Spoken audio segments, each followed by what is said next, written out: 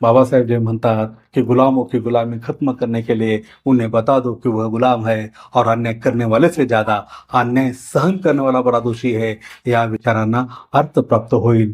नाही तर आपण राजकीय क्षेत्रामध्ये सुद्धा अस्पृश्य पक्ष म्हणूनच आपल्या इतिहासाची जर नोंद करत असू तर येणारा काळ तुम्हाला माफ करणार नाही.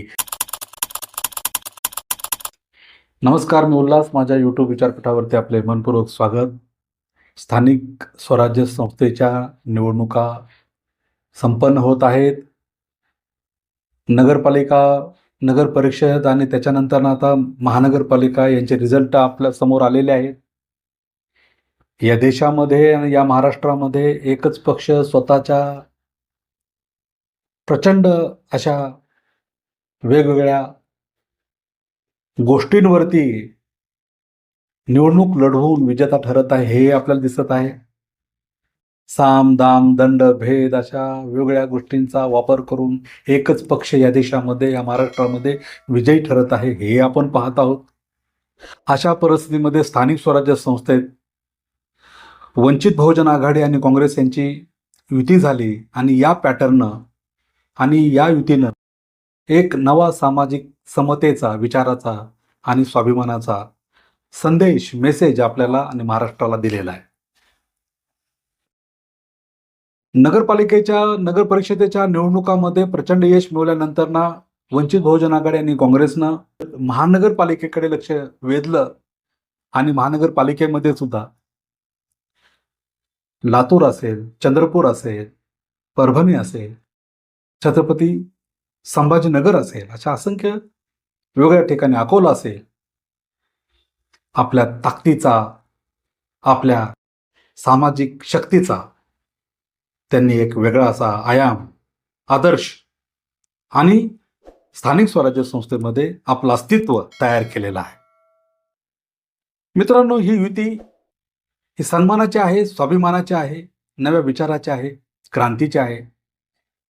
आणि या देशामध्ये छत्रपती शिवाजी महाराज, फुले शाहू आंबेडकर, संत गाडगेबाबा, संत तुकारामाची विचाराची पताका महाराष्ट्रभरच नव्हे तर जगभर फडकवणारी आहे.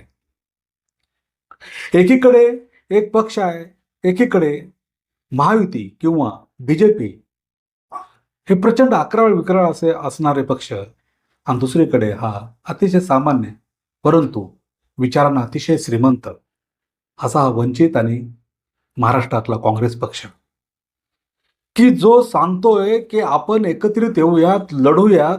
आपली लढाई ही समतेची असणार आहे, आपली लढाई लोकशाहीला मानणारी आहे, आपली लढाई संविधानाला सन्मानित करणारी आहे आणि आपली लढाई या देशातल्या वंचितांना, कष्टकऱ्यांना, शेतकऱ्यांना, बहुजनांना त्याच्या त्याच्या लोकसंख्येनुसार वाटा देणारी आहे. आणि म्हणून मित्रांनो, ही आघाडी एक आपलं उल्लेखनीय वेगळेपण आणि एक प्रतिष्ठा आणि पक्षनिष्ठा सिद्ध करते.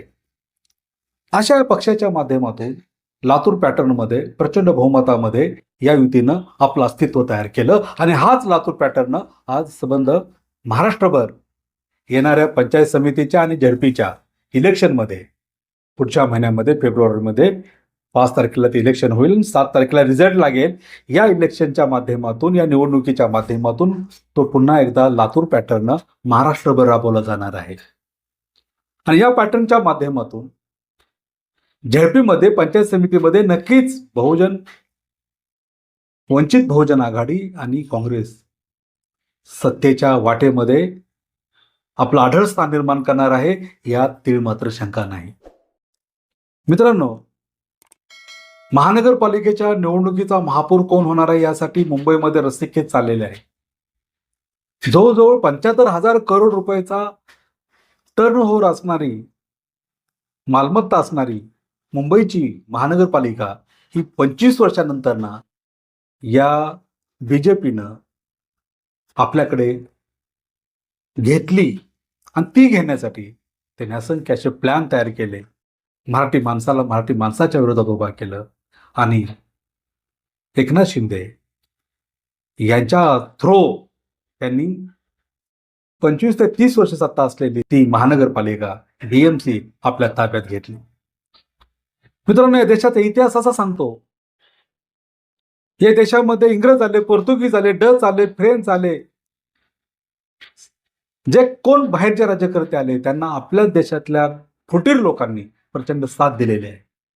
छत्रपती शिवाजी महाराजांच्या राज्यामध्ये सुद्धा हे बाहेरून जेव्हा आक्रमणकर्ते आले, त्या आक्रमणकर्त्यांना आपल्याच लोकांनी सांगितलं, आम्ही तुम्हाला सर्व काही सांगू, आम्ही तुम्हाला सर्व मार्ग दाखवू, ही मराठीशाही कशा पद्धतीने खत्म करायची, संपून टाकायची हे आम्ही तुम्हाला सांगू, परंतु धर्मसत्ता आणि राजसत्ता आमच्या ताब्यात असली पाहिजे, धर्मसत्ता आमच्या ताब्यात असली पाहिजे. आणि म्हणून मित्रांनो, या देशामध्ये इतिहास आपल्याला सांगतो की आपलेच लोक फुटतात, आपलेच लोक कुणाच तरी हस्तक होतात आणि त्यामुळेच आपल्या जनतेवरती आपणच अन्याय अत्याचार करत राहतो आणि दुसऱ्याच्या ताब्यामध्ये आपलं सगळं स्वातंत्र्य देऊन आपण रिकामी होतो. अशा पद्धतीचं चित्र आपल्याला आज या महानगरपालिकेच्या किंवा स्थानिक स्वराज्य संस्थेच्या माध्यमातून दिसत आहे. आणि म्हणून एकीकडे प्रकाश आंबेडकर साहेब लढत आहेत की तुम्हाला स्वतःचं अस्तित्व तयार करायचं असेल, सन्मान निर्माण करायचा असेल, हा फक्त महाराष्ट्रपुरता मर्यादित मुद्दा नाहीये, तर निवडणूक ही प्रक्रिया निरंतर चालणारी आहे आणि याच्यामध्ये आपण विकता कामा नये. आपण जर विकलो तर हे लोक आपला देश विकतील आणि त्याच पद्धतीने जसं मुंबईमध्ये मराठी माणसांना मुंबईच्या बाहेर फेकलं जात आहे, तसंच खेड्यातल्या माणसांना सुद्धा तिथून उचलून कुठतर दुसरीकडे फेकलं जाईल आणि त्या खेड्यातल्या जमिनी सुद्धा या देशातल्या उद्योगपतींच्या गळ्यात घातल्या जातील आणि तशाच पद्धतीचं चित्र या महाराष्ट्रामध्ये आहे. आणि म्हणूनच मित्रांनो, वंचित बहुजन आघाडी असेल किंवा काँग्रेस असेल, ही या देशातल्या मूळ निवासी लोकांना सांगत आहे की आपण आता विकलो जाता कामा नये. आपल्याला जे बाबासाहेबांनी दिलेली लोकशाही आहे, जे बाबासाहेबांनी दिलेली मतप्रक्रिया आहे, याच्यावरती आपला अधिकार आहे आणि हे मत आपण विकता कामा नये. हे मत आपण आपल्यासाठी, आपल्या देशाच्या, आपल्या समाजाच्या उद्धारासाठी आपण वापरू, तरच आपला देश समृद्ध आणि आपला समाजसुद्धा एक प्रकारे चांगला सर्वांगीण विकासाचा बनल्याशिवाय राहणार नाही. हाच विचार घेऊन महाराष्ट्रामध्ये पुन्हा एकदा वंचित बहुजन आघाडी आणि काँग्रेस प्रचंड ताकदीनं समाजाला उभा करण्यासाठी, या देशातल्या दीनदुबळ्यांना एक चांगला मार्ग दाखवण्यासाठी आणि त्याचबरोबर या देशातल्या अनेक अशा कष्टकरी, वंचित, कामगार लोकांना त्यांच्या लोकसंख्येनुसार हक्क देण्यासाठी, त्यांचा विकास करण्यासाठी प्रचंड ताकदीनं हे दोन पक्ष एकत्रित येऊन एका दिलानं, एका मनानं लढण्याचं काम करत आहेत.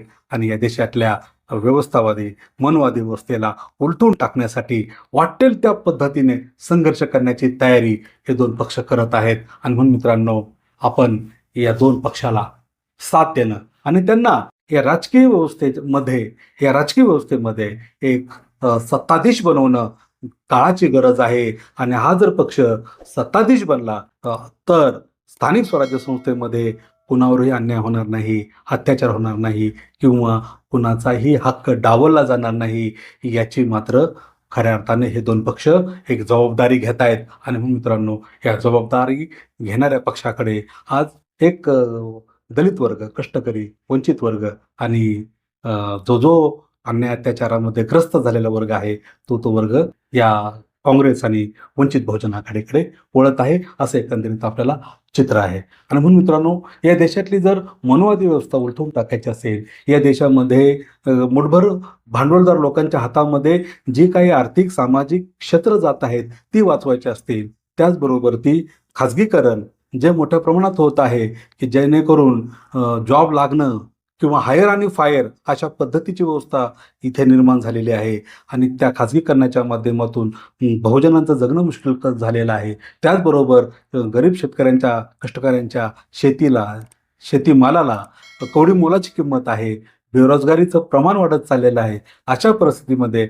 आज वंचित आणि काँग्रेस हे दोन पक्ष नक्कीच प्रस्थापित पक्षांच्या समोर स्वतःचं एक वेगळं अस्तित्व तयार करून त्यांनी जो काय मनवादी कारभार लावलेला आहे त्याच्या विरोधात आपलं विचार व्यक्त करून ती मनवादी प्रक्रिया ते थांबवतील. आणि येणाऱ्या काळामध्ये आपल्याला 21व्या शतकामध्ये या अशा वंचित पक्षांना सुद्धा सत्तेचा वाटेकरी बनवण्यासाठी त्यांनी खऱ्या अर्थाने जे उचललेलं क्रांतिकारी पाऊल आहे, या पावलामध्ये, या वाटेवरती या क्रांतीच्या वाटेवरती आपल्याला सर्वांना एकत्रित येऊन खरं तर सहकार्य आणि योगदान द्यायला हवं आहे.